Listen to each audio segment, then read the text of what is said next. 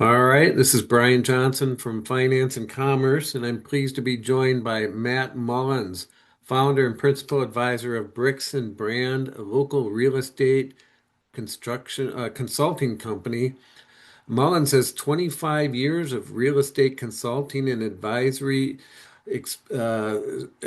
experience. He has managed and directed projects at the local, regional, and national level for private developers, institutional investors, builders, and public sector clients. His experience ranges from includes single family and multifamily housing, senior housing, master plan communities, commercial, industrial, mixed use, hospitality, entertainment, and tourism, and redevelopment slash adaptive reuse projects. Did I get that right, You, Matt? you you pretty much got it all there, Brian, right? All Anything right. in between, yes, you got her. Yeah, yeah. Thanks for joining me today, Matt. Yeah, thanks, Brian. I'm happy to be here. We talked many times over the years, so happy to jump on with you here and talk more in detail. So appreciate the Yeah. opportunity here. Yeah, it's great to connect. Well, I just briefly introduced you and your new venture, Bricks and Brand. Tell me about that. How long have you been officially on board with that brand now? When did you start Yeah, that new business? yeah, Brian. Yeah, great question. Yeah, we're a fresh new firm here. Just kicked it off here and kind of did a soft launch in first quarter of 26, and we're kind of kicking off full steam ahead here in the second quarter of 26, and things are rolling along good. Despite kind of some hiccups in the economy, the real estate market. Things are going great. So I'm um, very happy and blessed to be in the position I'm at today, and as things evolve with this new firm. So um, happy to chat Yes. about everything you got here. Yeah, well, tell me a little bit first how you got into the real estate business and what attracted you to the industry. Well, yeah, I guess that's a big picture, Brian. So, big picture, I've kind of rewind, right, all the years. I've always, grew up in a small town, right, southwest of Minnesota and central Minnesota as well. The prairies, farmland, ag land, and just always had a kind of a love and a passion for, the built environment, the landscapes, and architecture, right? So, those trips to the Twin Cities and, driving through all the landscapes through southern Minnesota and getting to the metro and making your way to downtown Minneapolis and seeing those skyscrapers and architecture always really fascinated me. And of course, as a kid, I was fascinated with the Metrodome, right? Making that walk down Nicollet Mall and seeing all the buildings and just taking it all in. And back then, of course, I thought the dome was the Taj Mahal of real estate, right? Little did I know what it was. So happy that we have Target Field today and can enjoy a game Yeah. outside and in the outdoors. But that really cultivated my love of real estate. Through the years. Went to college. And took a lot of community development classwork, geography with a concentration in real estate. My first job out of college was in the planning field. Started out in suburban metro here in the planning and zoning realm, and then kind of shifted quite quickly to the private sector. I was recruited over to a large professional service firm, to work in the real estate department. We were just doing a lot of market feasibility work for their accounting and finance type clientele, across the country. And then I kind of, made my way across other firms in the Twin Cities here, large, like Big Five, which is not Big Four, consulting arms, on the real estate hospitality side of things, doing a lot of work with, marinas, casinos, gaming, a lot of resorts. Did a lot of travel across the country, doing a lot of, more hospitality oriented development work.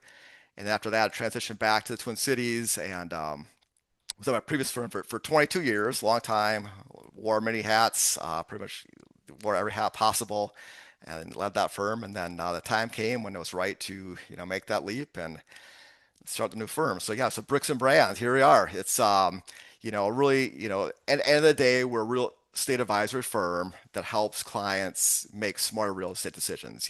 We do, market intelligence is the foundation, as well as development advisory and branding, clientele being primarily developers, investors, and public sector, and just really trying to bring a more holistic approach to the whole process. I found, through the years that a lot of the market strategy, it was kind of a commodity, right? It was transactional. It was a one and done. It kind of operated in a silo. And I really wanted to bring a more full cycle or holistic approach to how we look at, market strategy and how we implement the findings. Because really, the market strategy is driving the complete development concept, right? We're going in and doing a $25 million deal, $50 million deal, whatever. You better have your ducks in a row. So really wanted to have a firm that kind of understands the whole process, right? Understands what happens in development, entitlement, what happens in construction and financing, and on the back end, what's the exit strategy? Is this for a lease project, for sale? Is it a buy and hold? Is it a dump? After it's reached stabilization. Really tried to get to know the ins and outs of the development to, you know, help shape and mold uh, the market strategy behind it. Because I always go back to, every building has a story to tell, right? Which is kind of part behind the brand here. And whether it's a story in the community, that neighborhood, you know, what kind of name do you want to invoke, right? Who is your end user, and what is the identity of that building? So that's kind of really behind, the brand, so to speak, piece of Bricks and Brand, right? And then the bricks part is, the foundation, right? So everything's at the foundation. Without a good foundation, you don't have a good project, right? It's not going to happen, right? So understanding, the real estate components, the entitlement, the construction, all those things, architecture that go into the project to help, build that foundation. Because with that foundation, you have a great project. So you put the two together, bricks and brand. I really felt that that's, really a good marriage, and, really aligned with, the purpose, mission, and values that I was trying to invoke as a company. So it took a lot of brainstorming and thought, but once that name hits, bingo, that was it, done deal. I'm jumped on it, and very happy with how it all kind of shook out. Yeah, so that's the story behind the name Bricks and Brand. You got I it. have Yep. to, before I move on, I have to ask you about the Metrodome. Were you sorry to see it go? Not at all. No, many great memories there. I was there in game 163, right? So that great playoff run the Twins had, but not sorry to see it go at all. It was great memories, but once you go to Target Field, it's yeah, no comparisons. My kids will Yes. never know the feeling of leaving the dome and having that wind, right, push you out, right? Yeah. Or Right. the long bathroom lines, and the Yeah. losing the ball in the ceiling, right? Yep. A pop fly gets caught in the ceiling, and you get a double or triple off a routine pop fly. So great memories, but don't miss it one bit. Yeah, I was there for some of the best and the worst examples of the Metrodome. I was there for game two of the 91 World Series, Oh and wow, okay. also I was there when the dome collapsed during a big storm at one point, and you could see the roof waving. That was kind of Oh wild. But do you yeah. have any other favorite buildings in the Twin Cities, or any other Oh, buildings that you yeah, I mean, I like to take it all in. Just today I was in the RBC Tower. I had a meeting this Mhm. morning. That's a new, probably built 3 years ago, Four Seasons hotel. Has condos on top, mixed use deal, first floor, commercial. I think that turned out great. I think that's a beautiful structure. I think the Wells Fargo building, that was built, I think, early, maybe 91, maybe, or late 80s, early 90s. That's probably one of my favorite buildings on the Skyline. Um, some of my favorites in the downtown, core there. Yeah. I'm old enough to remember when the Fauché Tower was still the Oh, tallest building in yeah, Minneapolis, and yeah, that was so that's going back a ways, pre-IDS. yeah. That is pretty IDS. Fauché, Fauché's still a great building, right? I love that Yeah. building. It has that rooftop bar up there. Could go up there, see some great views of the skyline, and of course the IDS. Still like going to the top of the IDS. That Windows restaurant up there. Taking all the views of the city. Um, get some spectacular uh, views of the entire metro area there. Yeah, it's a pretty decent skyline. So, what moving on to other things, I wanted to ask you about you talked a little bit about your journey in real estate and starting your own business now, but tell us a little bit about what do you think outsiders most misunderstand about your industry? Well, that's a great question, Brian. I think, one, I think, granted, I've been in this business for 25 years. I have a pretty good gut, when someone calls me on a particular project, I pretty have a good pulse and feel for what's going to work or not.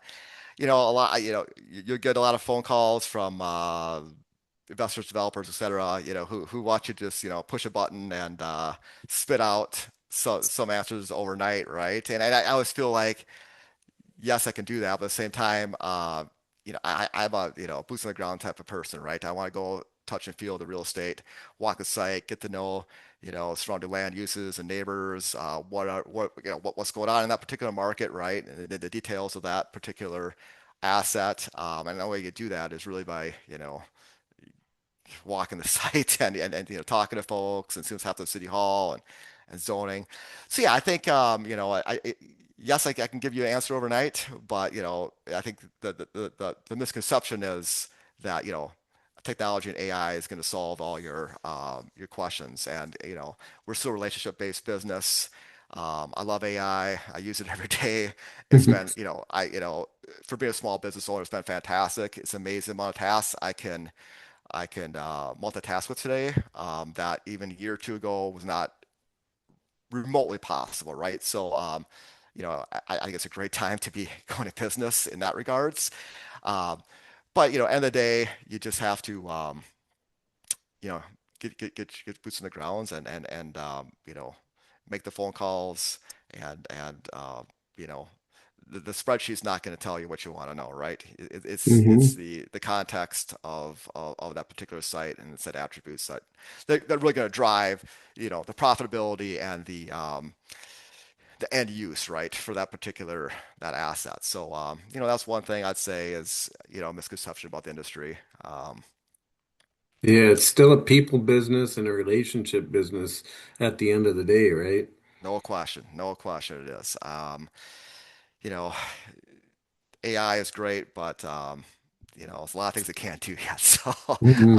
um, Yeah. and it's you gotta shake those hands and talk to folks and just learn, right? I think one of the things I really enjoy about the business, like that brings me joy is when you're driving down the street, right, or my family's in the car, and I'll be pointing out buildings, right? Oh, hey Mhm. kids, I worked on Yeah. that building in 2015, or dad did this, and then it's a sense of like pride you see when you see those buildings that you've contributed to, and I really enjoy those days when the client invites me over to the asset and get through the building, meet the residents, go to a grand opening. Those are just really enjoyable experiences where you can see you know some of the work that you're doing is contributing to the built environment. So that's a pretty cool thing in my world.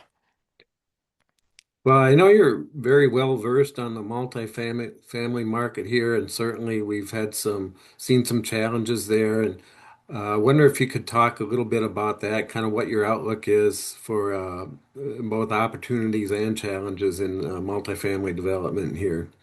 Sure, yeah. So certainly the multifamily has, gone through quite a wild ride of the past, well, since COVID, right, 2020, and even say, over the past decade. So kind of, I always like to rewind a little bit, set the stage, right? So, we had a real nice run. We were underbuilt for quite some time.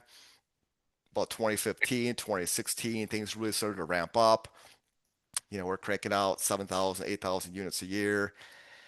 Then about 2020, prior, right before COVID hit, where things are really sort of ramping up, we're delivering, double digit deliveries for new construction. And I'm talking I'm talking multifamily specifically, not, you know, student housing or senior housing. That's, another bucket, so to speak. But then, we hit some pretty big milestones, right? Look at 22 and 23. We're doing 12,000 units a year of new multi and supply side. And of course, during that time, we see that big shift, right? We see that urban to suburban shift. It was in the works, right? Even prior to the pandemic, we sort of see that shift happening, whereas suburban locales were gaining market share, and that continued to, evolve over the years. But then, yeah, you look at where we ended up, right? So, 12,000 was kind of a peak, and then, sort of waning out after as interest rates started to hike up. We had the interest rate hikes at 22, and that really started to hinder, you know, the capital stacks, debt service, all those things, right? Needed to make a deal work. LTV ratios changed a lot, and then we've seen that construction pipeline come down quite substantially. Look at this last year, and then 25, we were down to, 4,000, 4,500-ish, give or take, units of new construction. So a pretty big haircut from that 12,000 we had a few years prior. You look at where we're at today, right now I've got in my pipeline, maybe 3,000-ish, for 26 between what's under construction today and what's perceived to come alive.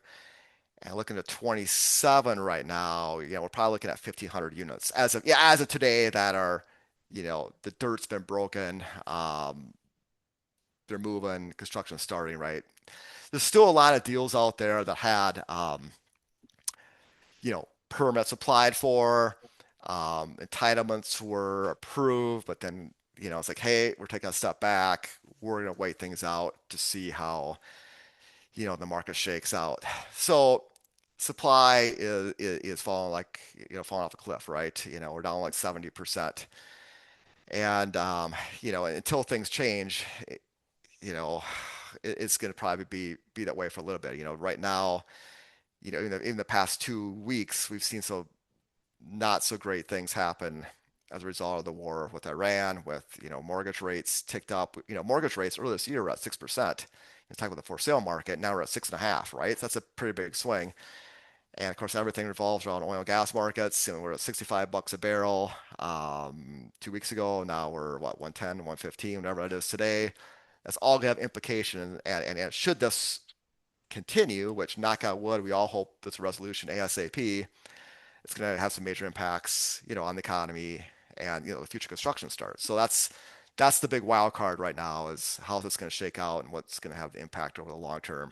We're just hopeful that, again, the ceasefire is we can find a deal and gets done and we can get back to business, right?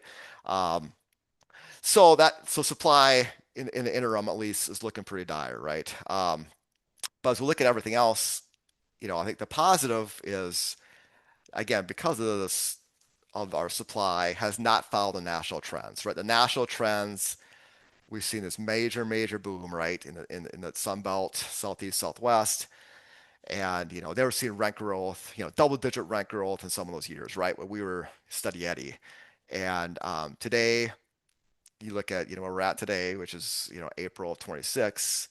We're in a top five market in the U.S. on the rent growth perspective, so that's fantastic. Granted, it's still nominal, right? It's under 3%, but on a national scale, we're a top five market for rent growth. So that's very positive. And we're also seeing, with the new product that has been delivered over the past year, we've had pretty strong absorption. Absorption's kicked up. We've really seen concessions burn off a lot. A year or two ago, we're seeing, 2 free months rent, maybe kicking in some cash here or there, some free parking. And today, I mean, they burned off a lot. You maybe get 1 month free rent, if that, at some of these projects today. So that's a very positive result of what we're seeing in the marketplace today. As concessions burn off, that means things are, overall healthier market. So that's a very positive, attribute. Vacancy rates have, they've been kind of kicking around a little bit depending on where you're at. There's been elevated in certain submarkets that had a lot of new supply. Let's take the Southwest example, like the Shakopee area had a ton of new product. and we had some elevated vacancy rates there, but today that project those projects are being absorbed, right? So um, each and every month that comes by, we're seeing a little bit better performance in some of those areas like Shakopee and Chaska that had this huge run up. So we feel good about that. So I mean, given where we're at in the cycle today, you know, of course everything comes back to consumer confidence and the job market and where wages are at. But assuming we're on flat footing with the economy, we're going to continue to see a lot more pressure on rent growth. No question about it. If supply is down like it is, you know, um, landlords are going to have a lot more leverage, so to speak, to press those rents and uh, with time, push those rents up. Because right now, a lot of lenders today are still, you do your performa, they want pretty flat numbers in your performa. They want to see a lot of price escalation. They still want to underwrite the deal at a pretty nominal to flat rent growth adjustment when they see that performa. So, that's good. Yeah, I was talking to some folks the other day. They have projects in the Sun Belt. There's 3 to 4 months concessions. Hmm. That's a big haircut, right? Three to 4 months concession on a project. I mean, that's a heck of a deal if you're a renter, but if you're that property owner landlord, that's a lot to absorb. Um, so overall, we feel good. Midwest, Northeast are probably the best performing submarkets in the U.S. today in the multifamily space. So the steady Eddie mentality, I think, has boded well for our market, and we'll continue to see more. I think investors, seek out those assets that are, we don't have those peaks and valleys, right? But you got a steady return. So I think more and more outside players will continue to kind of look at some opportunities, in the Midwest. Yeah, certainly since the pandemic, we know what that did to the office market, and Oh, we've seen office to residential conversions, things of that nature. What do you make of that trend, and do you see it continuing? yeah, that's a great question, Brian. I think, on paper, it sounds like, okay, we have this major housing shortage, right? And we have this office vacancy rate that's off the chart, right? So right now, office vacancies, let's take down, pick on downtown Minneapolis. They're high, right? 25, 28% vacancy rates. That's not healthy. Whereas the burbs are sitting, low teens, right? 11, 12% office vacancy rate in the burbs. There's been that shift, right, to the other locales. So in theory, it sounds like a great idea, right? We're gonna reposition these assets that are underperforming and convert them to resi, right? And there's some deals to be had out there, right? You certainly seen some great Class A assets in the downtown core trade at, 10, 15 cents on the dollar, which is just unheard of, right? I mean, unheard of it. You see these beautiful buildings traded at that value. But end of the day, there has to be a lot of things need to align, right, for that project to work. Is it correct zoning? What's the parking look like? What are your HVAC, your plumbing, right? Your configuration of the floor plate, right? And natural light. All these things need to align, and conversions are expensive. So, we've seen a few deals happen in the core neighborhoods, which have turned out great. However, I think it's a small piece of the pie, right? It's going to help maybe alleviate some office space here and there and help address the housing shortage. But at the end of the day, it's just it's very challenging, and there's no magic wand we could wave in the office market right now. The office is it's going to be an invention phase, right? We'll see what happens. I think some of these buildings could, convert to, their data uses, data center type opportunities. If there's enough power, we could potentially see some more of that, and there's a strong demand for that, that type of use, um, especially now with the AI boom. So we could see more of that. But just generally speaking, office has got a long road ahead of it. Um, and as well as the hospitality market. That market too is still, as you mentioned, COVID, we're still not recovered to a pre-pandemic, ADR occupancy rates that we had, in 2020. So it's still kind of a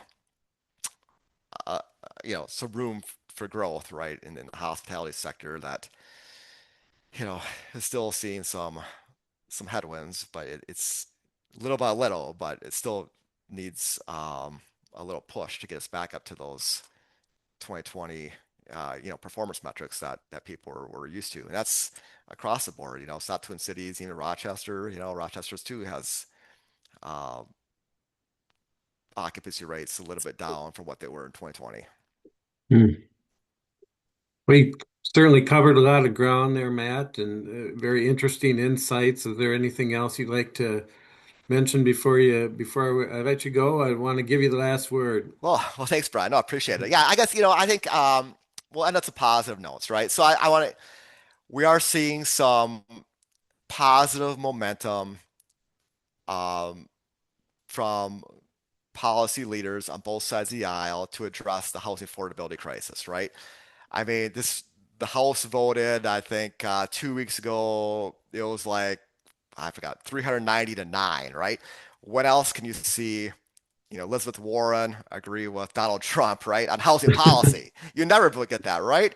So we're starting to see some good things happen, right? So I think both locally in the state, there's a lot of efforts at play right now that have bipartisan support to try to solve this housing shortage and attainability.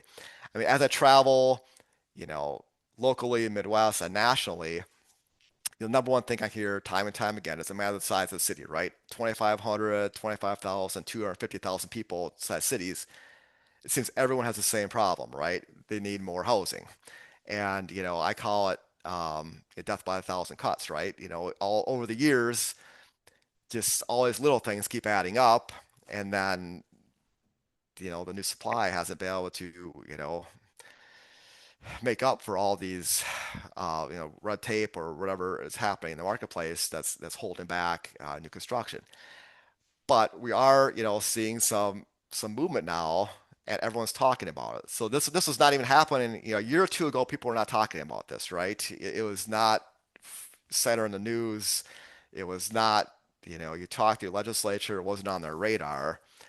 So I feel like we're in a good place today, right? Granted, some of the bills need to be worked out. I don't like some of the language that, hinders you need to, divest of an asset for 7 years. That's going to certainly impact the single family built for rent communities, which are one of the hottest product types today because people who can't afford to buy want to rent, and a lot of times they want to rent a townhome or a single family detached structure. So there's a lot of opportunity for that right now in the metro area for that product type. And under the current bill as at play, there would be a 7 year window that has to be disposed of. So that's being negotiated right now between the House and Senate. So we'll see where that shakes out. But overall, I feel optimistic. I feel like people are talking about it locally as well. At the municipal level today, a lot of the cities across the metro area are they're on board, right? It's promising to see the private and public sectors come together to try to find a solution and try to address, this attainable housing problem that we have because it's everywhere and it's going to take both sides to come up with some um, ideas and everything in the kitchen sink to make it happen. So I feel good about that, and I feel like we're going to see some things happen this year that will hopefully, knock on wood, um, you know, get some more housing supply because we desperately need it. Mhm. So it's good. It's good to see. It's a welcome change after a lot of nothing. So I'm optimistic we will uh, have some good results to talk about that help might move the needle a bit on that housing attainability issue we have today. All right. Well, thanks for the conversation, Matt. I've always enjoyed talking to you over the years, and I always learn something when I talk Well, to yeah, you. well, So thanks, that's Brian. Well, and thanks, Brian. I appreciate it. I would, I went on vacation a few weeks ago. I came back. I had about 10 finance and commerce on my desk. It's the first thing I read when I got back from vacation. Had to keep up on all my real estate news. I appreciate all you guys do and all the journalism you guys do and the projects you look into. So it's very informative, and I look forward to catching up on the latest project or development, whatever you guys are writing about. So I appreciate all you guys produce there at Finance Commerce. Absolutely. And really, real quick, how can people get in touch with you if they have any questions? Do you have a website? How can you direct them? Yeah, yeah, Brian. So easiest way is LinkedIn. It's Matt L. Mullins. So L in the middle there, Matt L. Mullins on LinkedIn, or website bricksandbrand.com. So BRICKSANDBRAND.com. So bricksandbrand.com is where you can find me. So those are your best two options. And I'm always open, right? If you have questions, I'm always open to grab coffee, go grab lunch, happy hour, and talk real estate. So it's my passion. So always like talking to people and hearing about what they have up their sleeve. Great. Nice chatting with you, Matt. I'm sure we'll chat again soon, and good luck with your new venture. And All right. we'll catch you later. All right. Thanks, Brian. Take care. Have a good day. Thank Yep. you. Take Bye care. now. Bye.